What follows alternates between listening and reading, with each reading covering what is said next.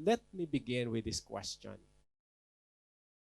So on the basis of what you have in life now, would you say God has been fair?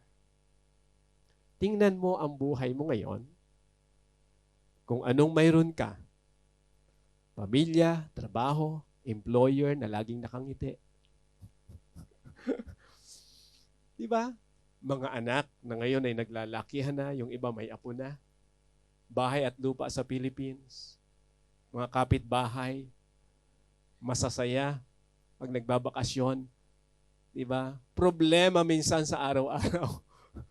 Problema sa buhay. So nakikita ba natin kung paano ang Diyos nangungusap? Do you think He is fair? Tagal sumagot, no? Nag-iisip pa talaga. Ano ba talaga? Okay, kasi yan po yung gusto ko na i-share sa inyo.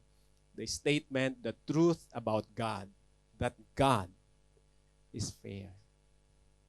Kung may mga katanungan tayo sa buhay about fairness, di ba na malimit natin sinasabi na life is unfair. Malimit ba yon? O paminsan-minsan lang? So, madalas natin sinasabi na parang ang buhay ay hindi patas. Alam niyo po, nung ini-evaluate ko yung mga ganong terminology, of course, normal lang na dumating sa atin. Yung mga ganong katanungan, parang hindi yata patas ang buhay. Parang mas masaya sila kaysa sa akin. Di ba may mga ganon tayong kaisipan? Ngayon, yun namang mga tao na iba, na marahil hindi natin kakilala, na nakita ka one time, hindi natin alam na minsan nag-iisip siya, parang laging ang saya nung nakita ko na yun. Kasi lagi siyang nakangiti. Ang hindi niya alam, pag nag-iisa ka na lang, yun yung hindi niya alam. Nag-grabe yung lungkot mo minsan at ang dami mong tanong.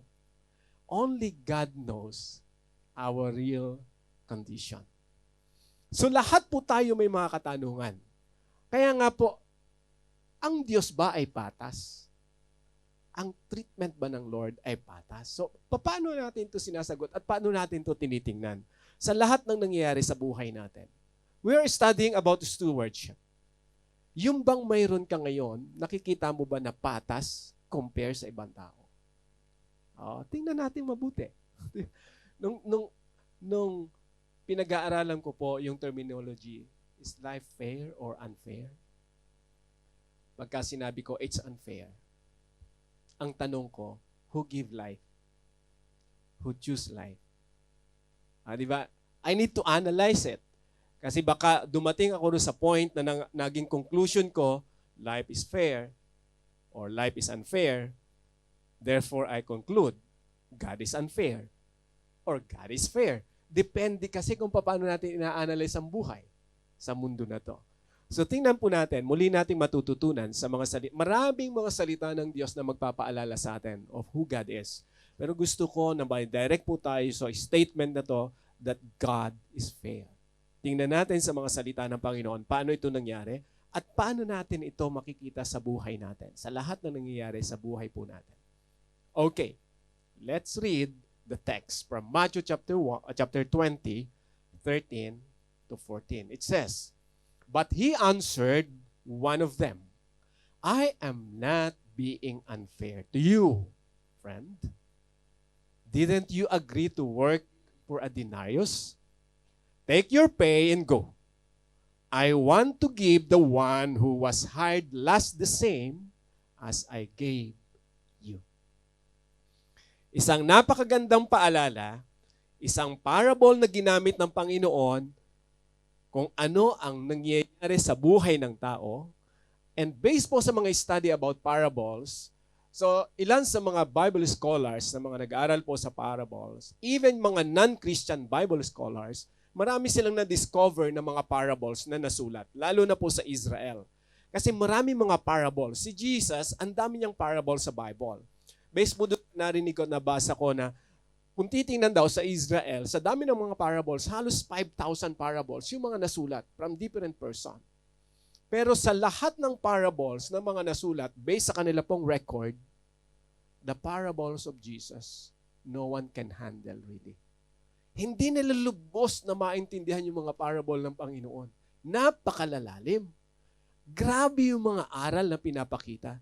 To the point yung iba hindi nila maintindihan kung ano yung point ni Lord dun sa parable. Kaya nga during the time of Jesus, mapaalala, may ilang text sa Bible na nagtatanong sa Lord, yung mga nakikinig, ano bang ibig mong sabihin sa parable? Ipakita, linawin mo na sa amin. Pero hindi ni Lord clarify sa ibang tao. Pero sa mga disciples niya, clarify niya. Do you remember the parable of the seeds? Kung paano ni Lord clarify yung meaning explanation. Dito po, walang sinabi si Lord na meaning sa parable nating matututunan. But we can unpack or uncover it kung ano yung nais ng Panginoon na ipaalala sa buhay po natin ngayon. Matagal nang nangyari ito po, almost 2,000 years ago nung sinabi ng Panginoon. Kausap niya mga apostles, kausap niya mga disciples na gustong sumunod sa Kanya. And I believe bawat isa na gustong sumunod sa Panginoon, Jesus has the same message to all of us. Different generations po tayo, pero pag pinag-aralan natin mabuti, halos ang mensahe ng Panginoon sa bawat isa po sa atin, nasulat sa Bible, pare-parehas lang. Ito ay kung papaano natin maiingatan ng ating buhay na pinagkatiwala sa atin ng Panginoon. At anumang mga bagay na mayroon po tayo. Upang nasa ganon, maging maayos ang buhay natin sa mundo na to. So kung mayroong bagay po na gusto kong tandaan nyo, at least for the whole week, let's meditate it. Tingnan natin kung ano mga bagay na pwede nating matutunan, truth and principles about this parable. Is this: God treats us fairly so we may serve Him faithfully. Yung tanong ko kanina, is God fair? Sabi ko nga kanina sa title pa lang, God is fair. So kung tinatanong natin, really? Ang sagot ko, yes. So titingnan po natin sa parable, bakit ito sinabi ng Panginoon at ano ang purpose ni Lord? From my point of view, sinabi ko na po, bakit tayo, kumbaga, trinit ng Panginoon ng pantay-pantay? Bakit patas ang ginagawa ng Diyos sa bawat isa? Na minsan ang dating sa atin, hindi patas. Pero alam natin mabuti, kapag inintindi natin mabuti, even sa salita ng Panginoon, God is fair. Pero sa nangyayari sa atin, our definition, no, life is unfair. So may mga ganun tayo pong situation sa buhay. Dito ko po nakita sa parable na to. Malinaw sa sinabi ng Panginoon that God is fair. Ano ang purpose? So that we may serve Him faithfully. Nais ng Panginoon, every time we manage the things that He has given us, makita ng Lord sa atin yung katapatan. Bakit natin ginagawa yun? Okay, let's continue. I hope you still remember this last week. So after we learn the pillars of stewardship, which is God, Jesus, man, and the Bible, nakikita natin on top of that, naroon yung terminology ko na good steward. And on top of that good steward, doon po nagsimula yung tinatawag na life management. So life management begins on that top. So ibig sabihin, i-picture nyo, on top of that life management, everything was there na. Ano yung bagay na minamanage mo sa buhay? Ano yung mga activities mo sa buhay ngayon? Ano yung mga priorities mo sa buhay ngayon? Sa trabaho, sa pamilya, sa income natin, sa talent na mayroon tayo. Lahat ng bagay po na yan, kung ilalagay natin dun sa itaas ng good steward, I believe magiging maayos. Bakit? Kasi yung foundation natin is malinaw that God owns everything. He created God. He created us. That Jesus is our Redeemer. No one can save us, only Jesus. That we are His managers. That's what we have learned last week. Manager tayo ng Panginoon.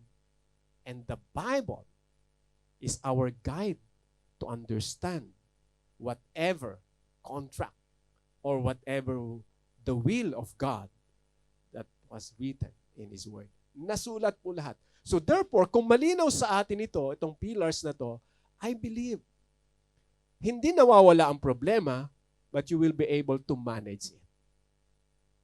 Pansinin niyo pong mabuti. Bakit tayo pag may problema, nagkakamali sa desisyon? Isa lang yung nakikita kong reason. We don't consult the Lord. Do you think when we consult God, tuturuan niya tayo ng maling desisyon? No. Second problem, we consult the Lord but we don't listen. Kaya nagkakaroon ng problema. Problema in a sense na nagkakamali tayo. So kaya ko po sinilmulan yung pillars of stewardship para makita natin, mabuild muna sa ating kaisipan na dapat maging clear muna sa buhay ko, sino si God? He is the owner of my life or everything that I have. Sino si Jesus? He is my Redeemer. Dapat clear muna po sa atin yon. Sino ba ako? Katiwala lang ako ni Lord. Paano ko maintindihan? Kailangan ko ng salita ng Diyos para maintindihan. Nakukuha po natin, nagiget natin. Kasi once na hindi po tayo familiar, hindi natin ito na naintindihan mabuti, pag nag-start ka na mag-manage ng buhay mo, doon mo makikita yung mga problema na ang hirap gawa ng solusyon. Hindi nawawala ang problema. Kahit nga po godly na tayo grabe pa rin yung problema. Okay? So let's continue doon po sa passages natin. In verse 1 ng chapter 20 of Matthew, it says, "For the kingdom of heaven is like a landowner who went out early in the morning to hire workers of his vineyard." Okay? Let's pause for a while in this verse. Kingdom of heaven. So kung first time nyo po na narinig or nabasa to, ang ibig sabihin ng kingdom of heaven dito is the rule of God. Hindi po ito place. God's rule is like a landowner. So dahil parable yung ating pinag-aaralan, inihalimbawa ng Panginoon na ang kanyang paghahari daw, ang paghahari ng Diyos sa mundo na to at sa buhay ng tao ay kagaya ng isang mayaman or landowner na may kalupaan. Lumabas siya ng maaga to hire workers, mga manggagawa. So pagka po binasa natin itong parables, so makikita natin the word workers are pertaining to those who receive calls from God. Titingnan natin sa mga verses later. And the vineyard po na pinapakita rito is the place where God rules. So, titingnan po natin mabuti. Let me clarify. Yung vineyard ay mahalaga sa time ni Jesus. Kalimitan po itong ginagamit ni Lord sa parable.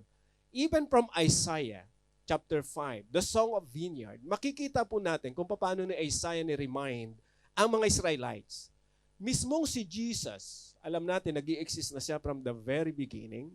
Mismong si Lord, mismong ang God, sinabi niya, Israel is my vineyard.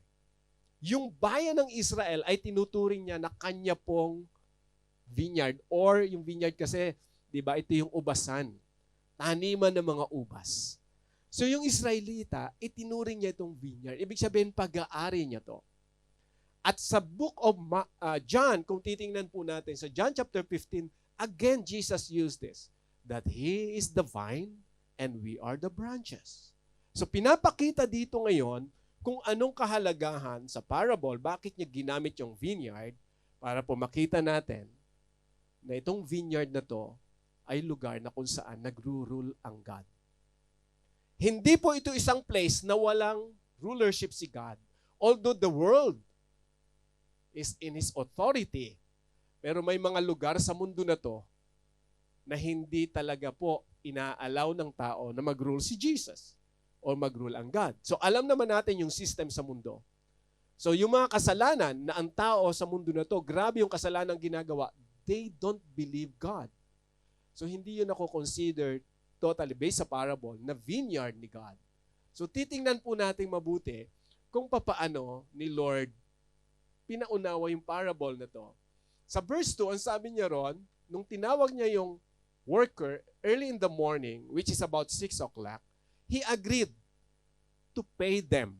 Okay, the landowner, he agreed to pay them a denarius for a day and sent them into his vineyard. So, let's picture now.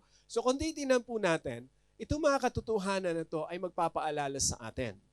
Even sa time ni Jesus, normal, okay, yung mga workers, even sa ano po, sa Middle East. So kung kayo po galing ng Middle East, nung naroon po ako sa Saudi, normal na makikita po sa mga tabi ng kalsada, nakatayo yung mga workers, naghihintay ng pwedeng mag-hire sa kanila. Nakatayo lang sila ron. No, even the time pala ni Jesus, ganito yung practice. Sa time po natin ngayon, may term na tayo. May mga agency na. At hindi na tayo nakatayo. Naka-aircon na tayo pag naghihintay ng employer. So ito po yung situation na nagbabago yung panahon. Pero papansinin po natin, the setting na mapapansin po natin dito sa parable ng Panginoon, may mga workers na wala pong ginagawa at the time. Pero tinawag sila ng landlord. So ito yung makikita natin. I hope clear sa monitor kung paano nagkakaroon ng conversation ang landlord o yung owner, yung kumbaga landowner, at yung mga kumbaga po ay workers sa tabing kalsada na nagkakaroon dito ng bargaining. Normal yun eh. So at that time, yung situation noon, hindi kagaya ngayon na mayroon na agad permahan. Noon by words pa lang, powerful na yon. Ngayon kasi, dapat mayroong permahan, di ba? So at dito rin natin makikita, literal na vineyard, yung kumbaga po, para ma-picture lang natin na napakalawak nitong vineyard na to. Okay, at alam po natin na ang purpose kung bakit nag-hire ang landowner is to take care of that vineyard. Halaman. At ang pinakang main purpose po nila is what? Ang mag-ani. Mag-harvest. Okay, kasi this is the whole day. Pag pinag-aralan natin yung parable, it's whole day. Hindi na po ito panahon ng taniman. It's panahon ng tag-ani. Sa parable, so ang pinakita ni Lord is the whole event. Tumawag siya, early morning ng workers, 6 o'clock.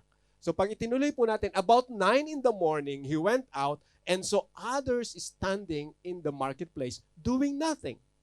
He told them, you also go and work in my vineyard and I will pay you whatever is right. So they went. So of course, obviously, when the Lord said to them what is right is based on the agreement that was written or yung pong sinusunod nung panahon ng Roman Empire at malinaw sa verse 1 kung ano po yung agreement niya sa first worker which is 1 denarius or denaris a day. Yung pong denaryo na yon sa Tagalog or denaris or denarios ay isa pong klase ng pilak, no? Isang klase po ng pilak ito na nakapicture doon yung larawan ng emperor. So sa atin sa Philippines, yung mga coins na pera po natin na nakapicture nung ako po'y bata pa, si Jose Rizal yung malimit ko makita. So kung kaedad ko po kayo, alam niyo yung sinasabi ko. So si Jose Rizal. Ngayon, bihirang-bihira na yung coins. At totoo po nung araw, sa palagay ko, yung value nung silver sa pera ay mahalaga. Ngayon, yung pera na coins, parang, hindi ko alam kung plastic na lang yung ano, no? Parang wala na masyadong value. But anyway, hindi natin pag-uusapan yung pera na yon. Ang point lang po dito is the value. The whole day, okay, yun po yung kanila pong tatanggapin. That's the agreement. Tatanggap kayo ng salary nyo, wages nyo for the whole day. Based sa agreement. Isang malinaw po na makikita natin dito. Kaya nga last week sabi ko, yung contract natin was written already in the Bible. Diba? Ibig kong sabihin, lahat ng pwede nating gawin for the Lord, sinulat na niya. Babasahin na lang natin, re-reviewin na lang natin. Sa parable, nagkaroon po ng agreement. So, which is itong agreement na to is pertaining dun po sa tinatawag po na, kumbaga, contract nito pong workers doon sa landowner. So, kung mayroon tayong agreement, kung mayroon tayong contract, bounded tayo, so yun yung dapat masunod. That's the point ng parable ng Panginoon. At kung itutuloy po natin, and about 5 in the afternoon, he went out and found still others standing around, and he asked them, why have you been standing here all day long doing nothing? So mapipicture natin, it's the same scenario. Tumawag siya nung madaling araw, mayroon siyang tinawag na tanghali, at mayroon siyang tinawag about 5 in the afternoon na. Okay, based po sa mga study, yung trabaho nung araw is 12 hours. Nakaka-relate ba tayo ngayon? Yung iba kasi more than 12 hours, ano? Grabe. Pero regular ngayon, 8 hours talaga sa office. Nung araw po, regular 6 to 6. So, kumbaga, ang day nung kasi, ang usapan noon, one day, so from 6 o'clock to 6 in the evening, diyan ka magtatrabaho. So, if we will notice sa verse 6, about 5, ibig sabihin, malapit na. Malapit nang mag-bell. At kumbaga, mag-uuwian na. Mayroon pa rin tinawag. Okay? At sabi po ron, because no one has hired us, they answered. He said to them, you also go and work in my vineyard. So, mapipicture natin yung different time kung papaano yung landowner lumalabas. Okay, different time, different hours, lumabas siya. Nung binabasa ko to, ang tanong ko rito, bakit hindi lang siya nag-hire ng isang beses nung umaga? Wala kaya siyang makita na sapat? Di ba? Pwede yun eh. Or purposely, pumili lang siya ng umaga. Di ba? At nung tanghali na, lumabas siya uli, hanap na naman. Nung hapon, lumabas siya uli, hanap na naman. So that's how the parable, or Jesus described the parable. So, hindi tumawag once yung landowner ng mga workers. So ito'y magpapaalala po sa atin. Pag tinitingnan natin mabuti yung parable, na ang pagtawag ng Diyos sa bawat tao, God sets time for us. May nauuna na tinawag ng Panginoon, nauna sa atin. Literally, let's go to a literal condition. Yung promise ng Panginoon, unang-una niyang binigay sa mga Israelites. Okay, so yung bayang Israel, from the very beginning, doon siya nagkaroon ng covenant. So sa verse 1, sinabi na ron the agreement. Doon po binanggit yung term na agree. The owner agrees. Ibig sabihin, nagkaroon muna ng bargaining.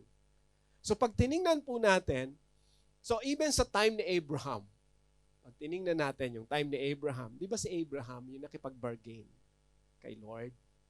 Lord, gugunawin mo ba yung Sodom? Nagkaroon muna ng agreement eh.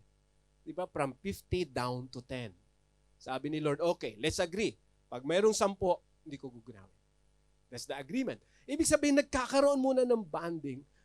Ganon si Lord eh. Pag tiningnan po natin mabuti, so, yung pong time, kung paano niya tinawag mga Israelites, hanggang sa panahon po natin ngayon, dito sa parable, ito yung nagpapakita.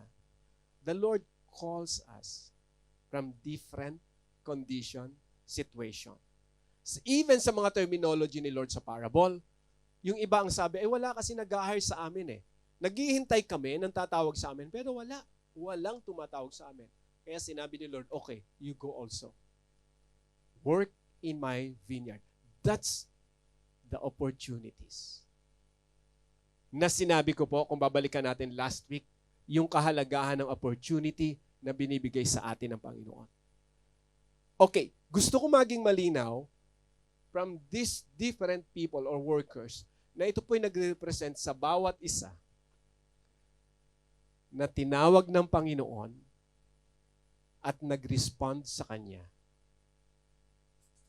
Lilinawin ko po, malinaw sa parable, nangusap yung landowner.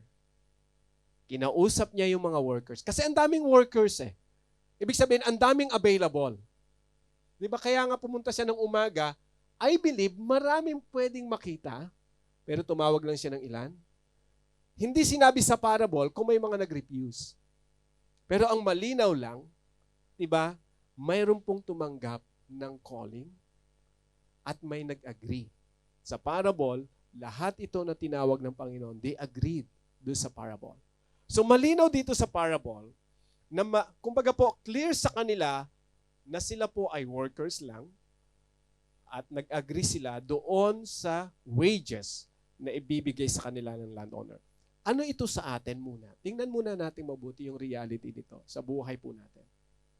Bawat isa sa atin, kung matatandaan nyo pa po siguro, the first time na narinig natin about God, hindi mahalaga kung saang lugar. Pero when we heard God, I believe that's the time na nangungusap ang Diyos sa atin.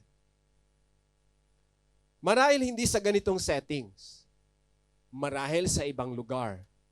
The first time you heard God, the first time na kumbaga nangusap sa iyo ang Diyos na lumikha ng langit at lupa, at malinaw sa iyo, yes, there is God. And then unti-unti, kinaklarify sa iyo ng Lord kung anong buhay mayroon ka sa Kanya. And then you decided to have faith in God. That's the time you realize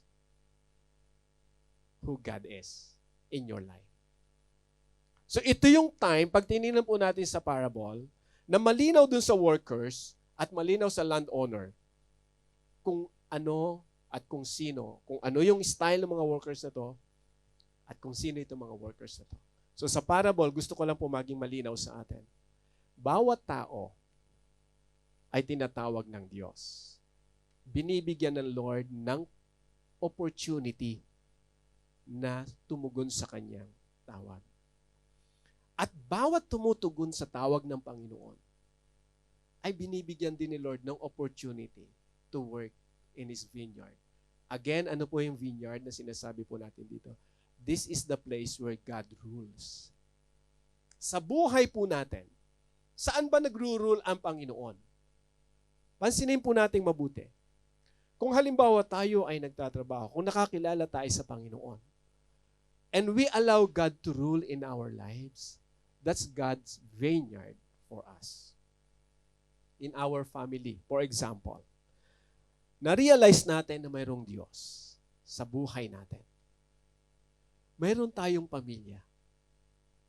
Alam mo ba na yung pamilya na yon ay nagiging vineyard ng Panginoon because of you?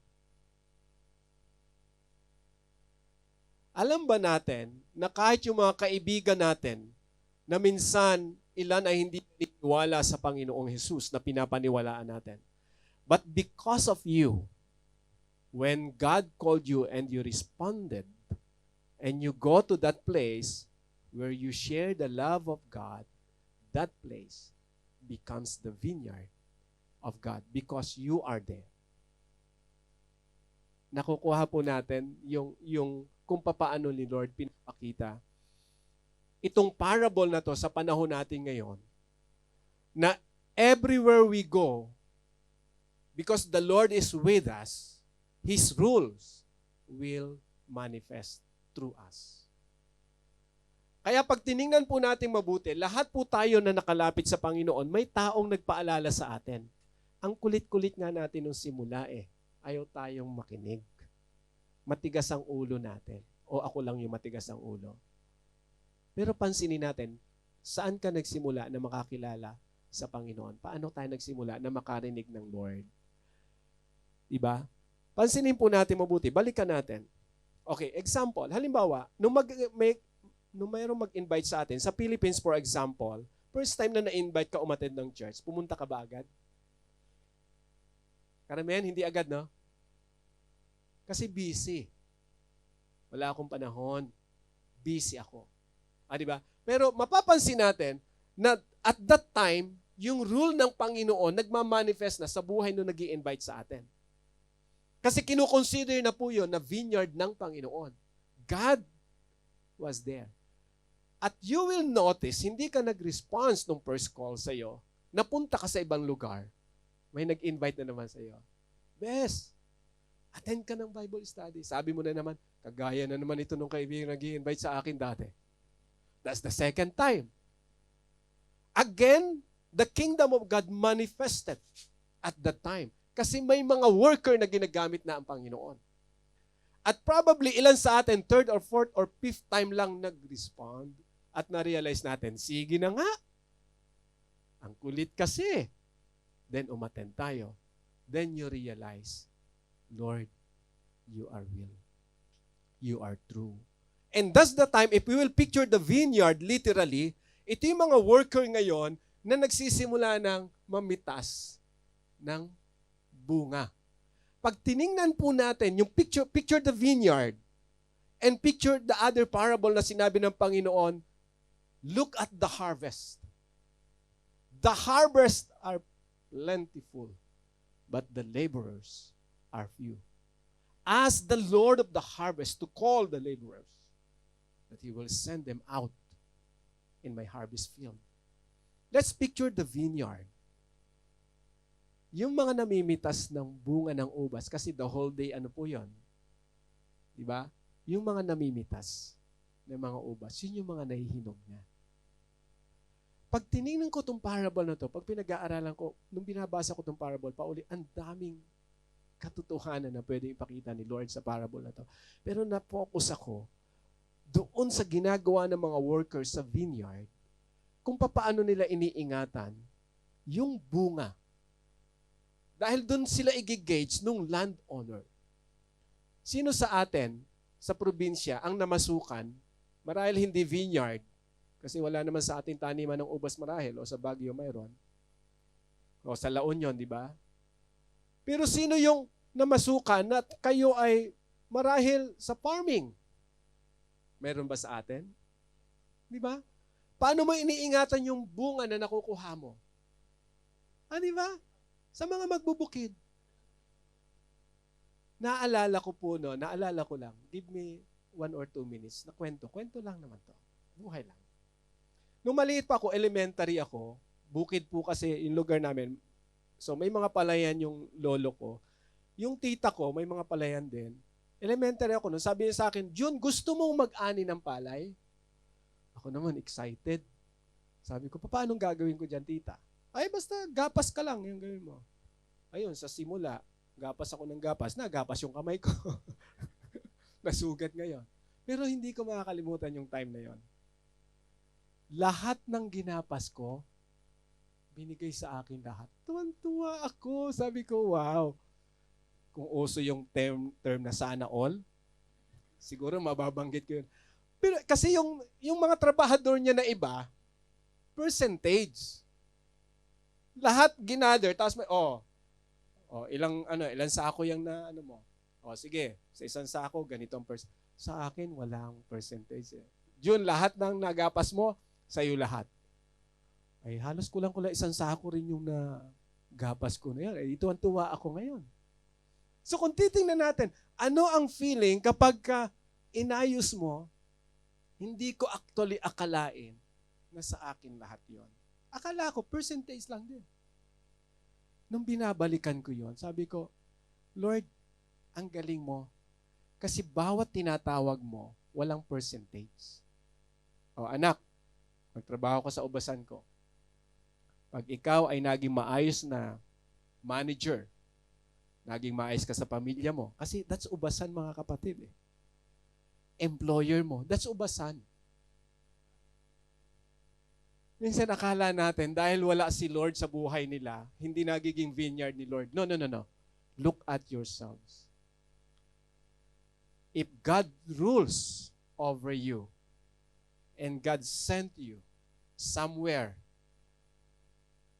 God is with you, anytime He will use you to manifest His rules through you and be shown to other people. Di ba napakagandang tingnan mga kapatid? If we are aware, sino sa atin dito, sa mga, kumbaga po ay narinig kong testimony sa iba natin mga kapatid, marahil may mga kapatid, na yung inalagaan nyo nung nagsimula kayo sa employer, ngayon nakakilala sa Panginoon. May mga kakilala po akong gano'n. Kapatiran natin. Dumating sila sa employer niya, ipapanganak pa lang yung bata. Umalis siya after more than 30 years. Yung mga inalagaan niya, nakakakilala sa Lord.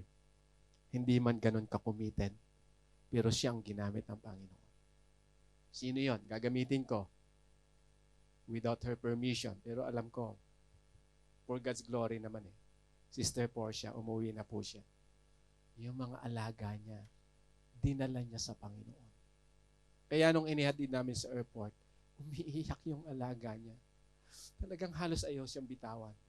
Kung hindi ko pinaalalahanan, hey, time to go. Kasi ang alis ni Sister Portia, let's say, 9:50 ng morning, na dapat naroon na sa boarding, abay gusto niya paalisin, papasukin ng immigration, 9:15. Kasi yun daw yung schedule. Sabi ko, no, it's different. In our case, kako, kung 9:15 yung flight namin, at least 40 minutes naroon na kami or 30 minutes at least. Ay pipila pa siya. Ang nakita ko ron, kung ano yung naitanim Mr. Portia doon sa alaga niya. Naging harvest field ni Sister Portia for 30 years, more than 30 years. Hindi natin alam kung anong future na inihanda ng Panginoon sa mga tao na yon na nakakilala through her. Nai-imagine niyo po ba yung gusto ko makita? May kanya-kanyang paraan si Lord sa buhay natin. Tinawag tayo ng Panginoon from different times or different situation marahil. But wag mo pong hayaan na yung nais yung opportunity na binigay sa inang Panginoon para mag-manifest sa iyo yung God's rule. Wag mong hayaan na masayang yon. Kasi the time na pinakilala sa iyo ni Jesus kung sino siya, that's the time na kagaya tayo ng worker na pumasok na sa ubasan ng Panginoon. That's the time na nag-start na tayo na mamili. Nasaan na kaya ang bunga rito? That's how I picture it. That's about soul winning, kung mapapansin. But of course, stewardship is not only about soul winning. Marami pa po itong area na hindi ko man ma-discuss ngayon. Pero gusto kong ipakita sa inyo the big picture na tayo po ay nagtatrabaho sa ubasan ng Panginoon. If you believe God, you are inside His vineyard. Your family, your loved ones, your employer, your kids, your children is part of God's vineyard because of you. So let's continue. Pag tinignan po natin yung mga sumunod na verse. When evening came, the owner of the vineyard said to his foreman, "Call the workers and pay them their wages, beginning with the last ones hired and going on to the first." Kakaiba si Lord sa parable na to. Usually, ang tinatawag, first come, first serve. O tawagin yung mga unang dumating kasi maaagay ang mga tao na yung gumising. Kaya sila yung mayroong mas, yung privilege na sa kanila. Tawagin. That's how the world practice it. Kay Jesus, iba eh. Kaya minsan, ang dating sa tao, life is unfair. Because we don't really understand God's system in our lives. Yan po yung masasabi ko. Hindi pa ako tapos. Pero lilinawin kong mabuti. Tinawag ng Panginoon, ang command ni Lord, ang tawagin yung unang-una, yung huli kong pinagtrabaho. Can you imagine that? Kung ikaw yung isa sa trabahador, di ba? Kagaya na mababasa natin mamaya, mag-iisip ka talaga eh. Ano ba naman itong honor na to? Ba't ganitong style? And true enough, pag tinignan po natin, let's continue. The workers who were hired about 5, ito niyong halos ang oras na lang, in the afternoon came and each received a denarius. So when those came who were hired first, they expected to receive more. But each one of them also received a denarius. Napipicture ba natin yung sarili natin minsan pag may mga expectation tayo? Grabe, madam, nagtrabaho ako for 3 days holiday. Tapos yung kasama ko na bagong dating, half day lang nagtrabaho. Eh, siguro naman, madam, yung aking red packet, good for 3 days din. May mga ganun. Expectations is okay, mga kapatid. Wala nang masamang mag-expect. Ang problema natin, pagka hindi nag-grant yung expectation natin, sama-sama ng loob mo kay madam, kay sir. Sama ng loob mo kay honey. You promised me that you will buy these things to me. Yun lang. Hindi nangyayari. Minsan may mga expectation tayo sa buhay. Di ba? Yung expectation kasi, pinapangunahan natin yung person na magdidesisyon. We expect something based sa parable. Wala namang sinabi yung owner based sa kanilang expectation. Ang expectation nila, they will receive more. I think normal ito sa buhay natin. Normal po yan. Kaya lang, pag yan lagi ang basis natin, masasaktan ka. Sabi sa Tagalog, aasa ka pa. Masakit po kapag nakita natin sa parable na to at ginaya natin itong parable na to na yung laging nag-i-expect, ay, ayos, biruin mo, nagtrabaho siya from 6 o'clock in the morning to 6 o'clock in the evening. Tapos yung binigyan ng 1 dinar, nagtrabaho ng 5 o'clock in the afternoon to 6 o'clock, 1 hour, 1 dinar. Nakikita na natin kung papaano yung expectation. Siguro sa akin, 50% na lang, 6 dinars. Ganon tayo minsan no? Para bang tayo pa yung nagseset ng condition. O boss, sige, ganito na lang bigay mo sa akin. Hindi mo pa nga alam kung bibigyan ka talaga, pero nagseset ka na agad ng condition. At nung hindi tayo masatisfied sa condition natin, sama ng loob natin, ayaw mo na uling gawin yung ginawa mo ng 3 days holiday. Dahil it's unfair. Ganon tayo mag-judge. Nagmamanifest yung naturalesa natin. Kung sino tayo. Dalhin natin sa buhay Kristiyano. Do you think the kingdom of God was there when you manifest or when you allow to manifest that attitude? Paano magmamanifest yung rule ni God kung magkakaroon tayo ng advanced thinking without asking God? Nauna tayo dun sa rules ng Panginoon at nakalimutan nung worker na nauna yung agreement. Pansinin natin yung nangyari.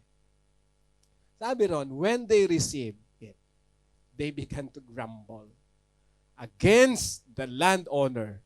Grabe, no? Lakas ng loob eh. This who were hired, sabi ron, last worker, only 1 hour. They said, and you have made them equal to us? Who have... Tama naman yung reasoning eh. Kaya lang the motive behind is wrong. Who have borne the burden of the work and the heat of the day. Tama naman lahat eh. Nagpuyat ako, madam, alam mo ba? Bumaha nung isang araw. Halos ako ang hanggang hina yung tubig. Alam mo ba yun, madam? Naalala mo ba yun? Nung bumaha, ako ang kumilos lahat, ikaw natutulog. Tapos pagdating man lang ng mga compensation, wala man lang. Sama ng loob eh, no? Because of our expectation. No? Meron tayong mga expectation.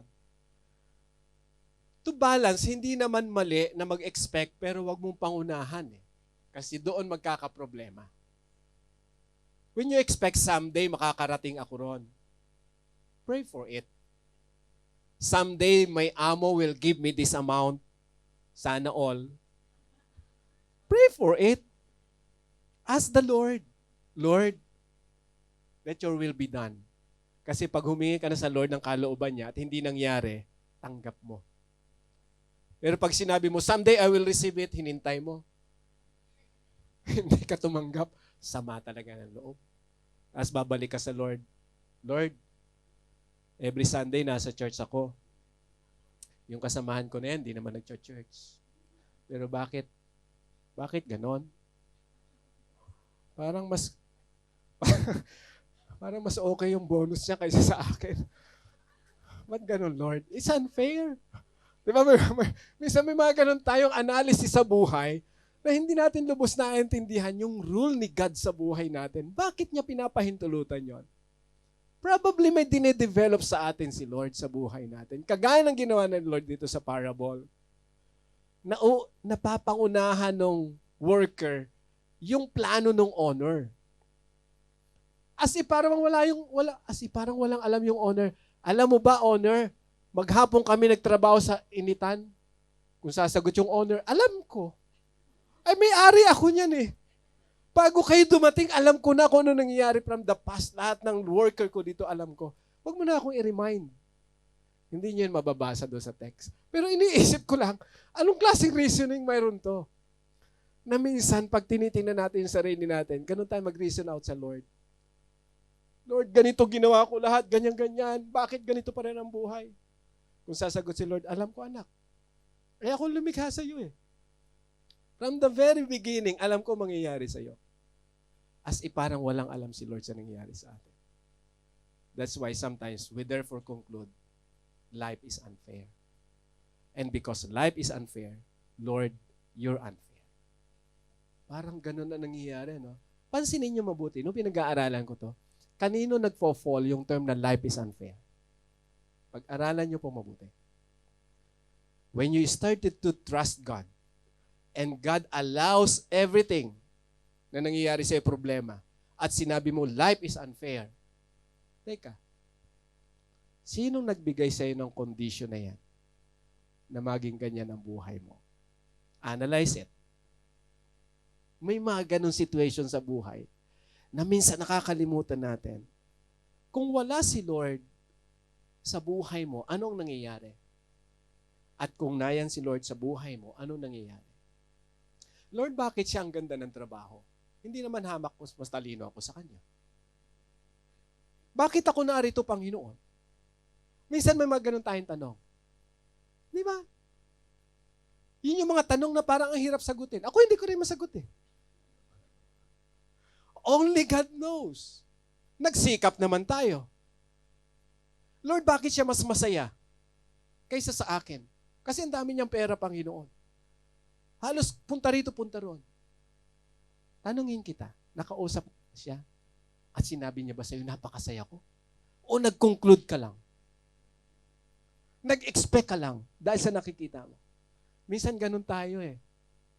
Based on our expectation, ay, nag-travel na naman siya, no? Ang saya-saya naman yan.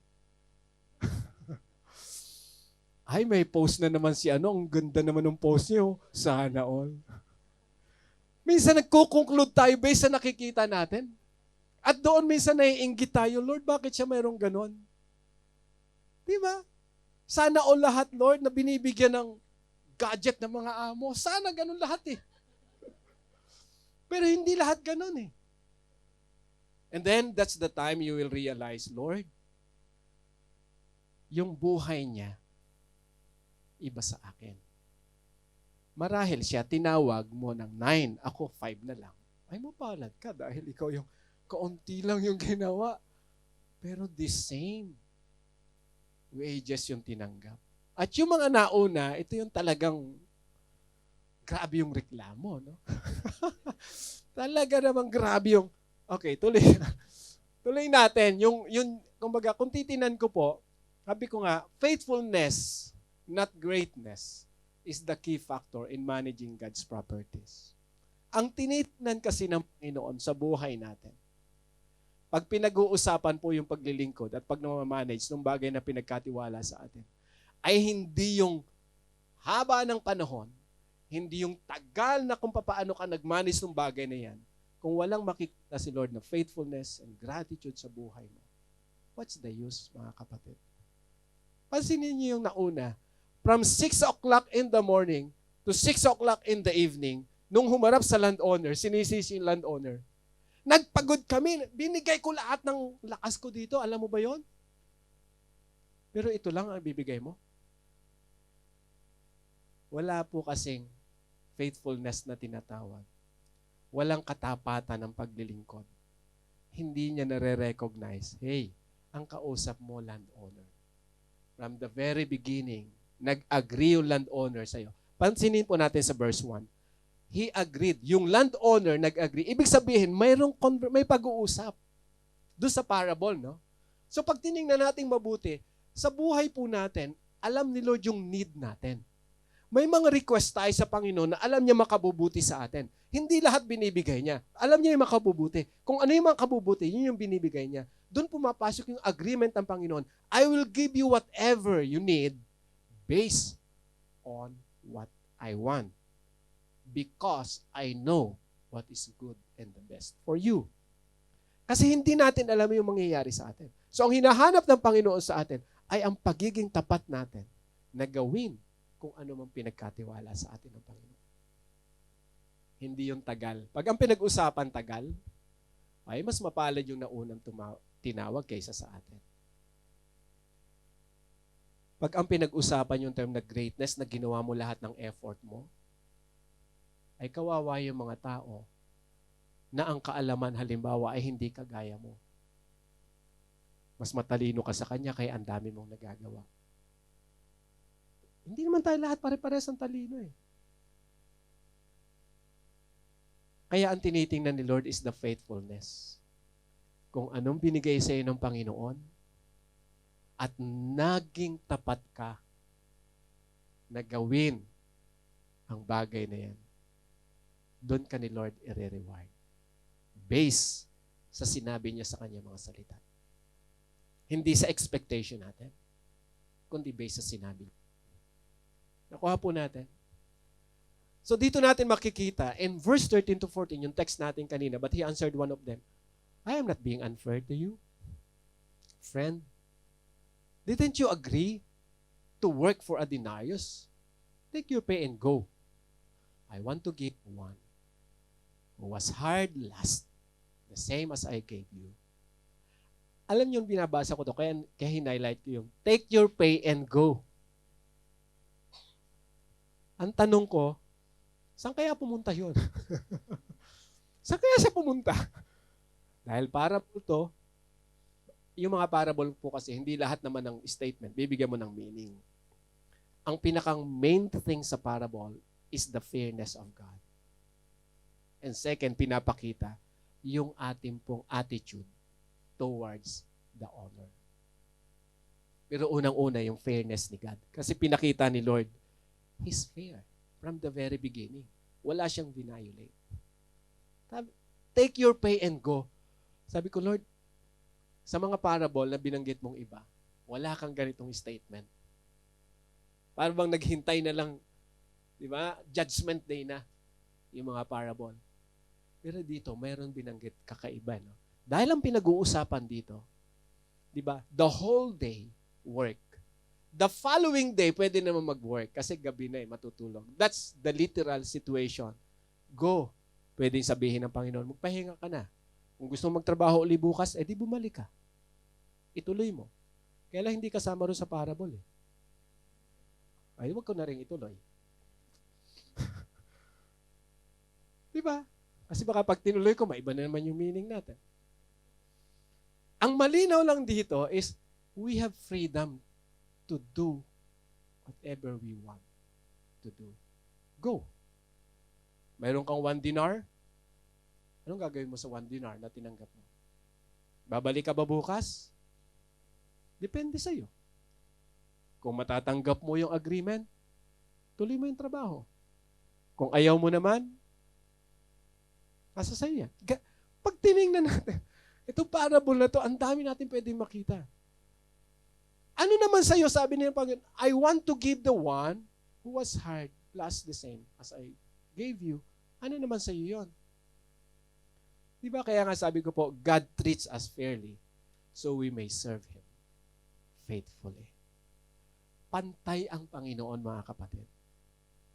Anong mayroon ka ngayon? Praise God. Anong mayroon si amo mo? Hallelujah.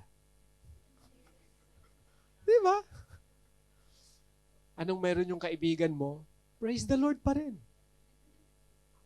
Dahil bawat isa mayroon. Lahat tayo mayroon. It's a matter of how we manage it.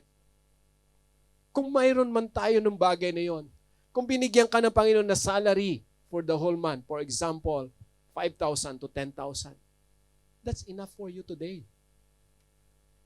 Lord, hindi enough. Kailangan ko rin 10,000 kagaya niya. So wait, maybe in the future, Who knows? Yung iba hindi pa nagpe-pray ng 5,000, more than enough na binibigay ni Lord. Kung may salary tayo na 20,000 or more than enough, praise God. Kung yung amo mo, alam mo na ang salary 300,000, tapos kung magbigay ng bonus, $30 lang, praise the Lord. Ano naman yun sa'yo kung yun ang maging decision niya? Buti nga nabigyan ka pa ng $30. Nasa sa kanya na yun eh. Discretion niya na yun. Di ba? Ang mahalaga, tapat tayo dun sa ginagawa natin. May agreement tayo dun sa amo natin. Pumirma tayo. Whether may bonus ka sa wala, huwag ka samaan loob. Ang problema, pagka kinaltasan yung sweldo mo na hindi mo na alam kung saan kinuha, ay, may contract, ma'am. My salary is 6,000. Why only I have 5,099? May 9. Nagreklamo pa rin. Hindi, 5,999 pala. So, depende kasi, no? Kung paano natin i-analyze lahat, bawat bagay sa buhay po natin. Now, sabi ni Lord sa verse 15 to 16, don't I have the right to do what I want with my own money? Or are you envious? Because I am generous. Dito ni Lord sinabi, so that the last will be first and the first will be last. Ito isang palaisipan na tinanong niya doon sa worker na maganda rin na tanong sa atin ng Panginoon. Individually. Because the parable is very clear. God is fair. Kung ano man binigay sa atin ng Panginoon, ibig sabihin, sapat sa atin yun ngayon. Kung gusto ka ni Lord pagpalain sa mga darating na araw, pwede niyang gawin yon. Hintayin mo lang ang Panginoon. Huwag mo siyang pangunahan.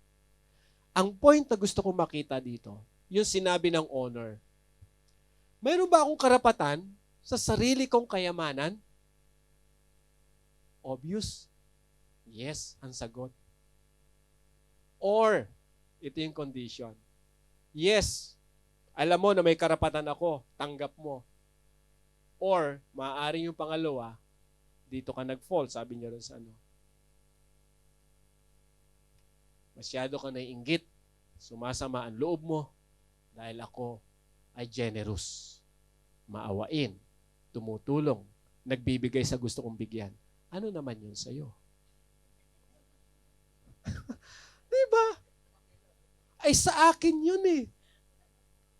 Diba may agreement tayo, 1 denary, o yan na binigay ko sa'yo. Ay kung bibigyan ko rin ng 1 dinar yung tinawag ko na huli, ano naman yun sa'yo? Kaya nga ang tanong, is God fair? Is life unfair? Or is life fair? Tingnan po natin mabuti mga kapatid. Diba? Kaya sa simula yung tanong ko kanina, on the basis of what you have in life now, would you say God has been fair? Mapalagay mo. Ikaw lang kasi ang makasasagot niyan eh. Hindi natin alam. Hindi ko alam kung anong oras tayo tinawag ng Panginoon. Naroon ba tayo sa 6 o'clock in the morning? Sabi nung iba, hindi ako yon. Hindi naman ako nare-reklamo eh. Maybe naroon tayo sa 9, diba? Sa 12 or sa 5. Hindi natin alam. Pero ang point na gusto ko makita dito po, may mga bagay na pag dumating sa buhay natin, nagtatanong tayo sa Panginoon, Lord, bakit ganito ang buhay ko? Hindi ito yung ginusto kong buhay. At minsan, na-judge natin si Lord. It's unfair, Panginoon. Pwede sumama ang loob natin based on our own judgment, not based on what He promised. Pero kung babalik tayo sa promise ng Panginoon, ma-overcome natin yung emotion na yan. Lahat naman tayo sumasama ang loob. Lahat naman tayo may ganito minsan na kaisipan. Parang unfair, Lord, ang buhay. Pero we need to accept it. My last advice, show gratitude for everything we have received from God. Instead na mag-compare tayo, instead na mag-complain tayo, Lord, bakit ganito ang buhay ko? Much better to show gratitude, thanksgiving. Anong mayroon ka sa buhay mo ngayon? Pasalamatan mo ang Diyos. Pastor, ang hirap magpasalamat. Bakit naman? Kulang talaga, Pastor. Kulang. Kahit saan ko tingnan, Pastor, kulang. So ano naman ngayon ang dapat gawin ni Lord kung kulang yung iyong sahod? Di ba? Gusto mo mag-double ng employer? Kaya mo ba yon? Di ba may mga ganun tayo minsan na tanong? O baka naman kaya nagkukulang dahil mismanagement. Parang lakas ah. Di ba? Baka doon tayo nagpo-fall. Siguro maganda na balikan natin. Di ba? Kung paano tayo ni Lord pinagpala from the very beginning. Paano mo minamanage yung blessings. Nasabi ko na to before. Doon sa Pilipinas, ang sweldo mo dati 5,000. Nabuhay ka naman ng okay ah. Nakakapag-Jollibee ka pa naman nun.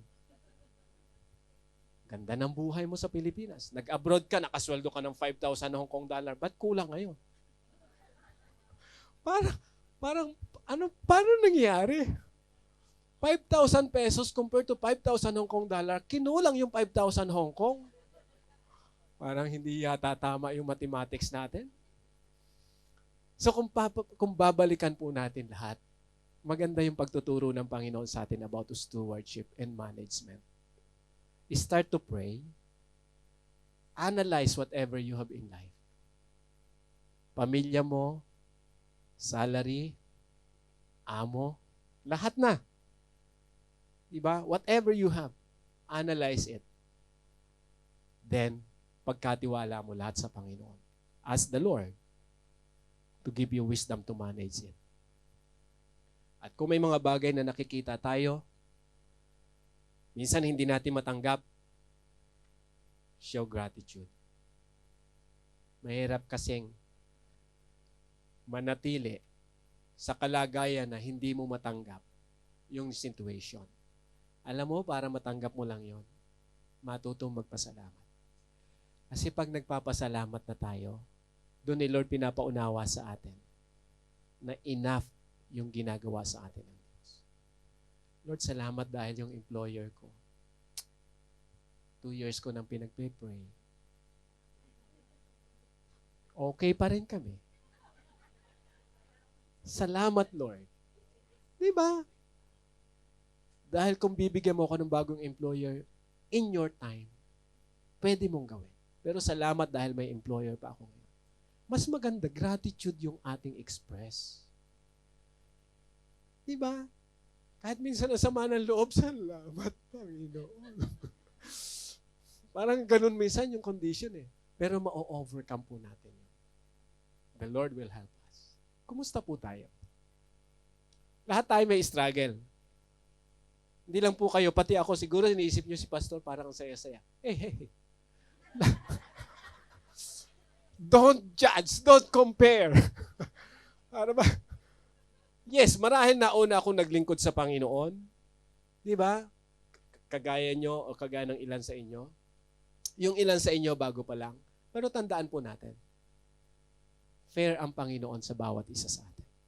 Kung anong problema ko, mayroon ako ngayon, inaalaw ni God yan, problema ko yan. Problema namin ni Mrs. The Lord will help us. Kung may problema kayo na inalaw ng Panginoon, problema nyo yan. Hindi ko yan problema. Ganun lang yun. So ask God to pray. Ask the Lord to help you. Huwag mong sisihin yung ibang tao sa problema mo. Pastor, ba't ganito ang buhay? Mula nung umattend ako, ito na naging problema ko. Teka, tama mo kapatid. Pag-usapan natin mabuti. May mga problema tayo. Iba-iba. if we will go back to God, express our gratitude, doon natin makikita ang blessing ng Panginoon. Amen? I believe, mga kapatid, maraming bagay pa tayong pwede matutunan sa stewardship, sa pagmamanage. Hindi ko ma-detail yung ilan, pero at least the principle was there already. Use that principle, and I believe yung mga detail na gusto ni Lord na matutunan natin, He will give us wisdom to manage whatever we have in life. In everything. Kung may struggle ka ngayon, pray mo lang sa Panginoon, unti-unti. Huwag mong biglain. Pero ituloy mo lang yung tamang sinisimulan sa iyo ng Diyos. Dahil at the end, makikita mo yung kagandahan ng buhay na ginagawa mo para sa Lord. Amen?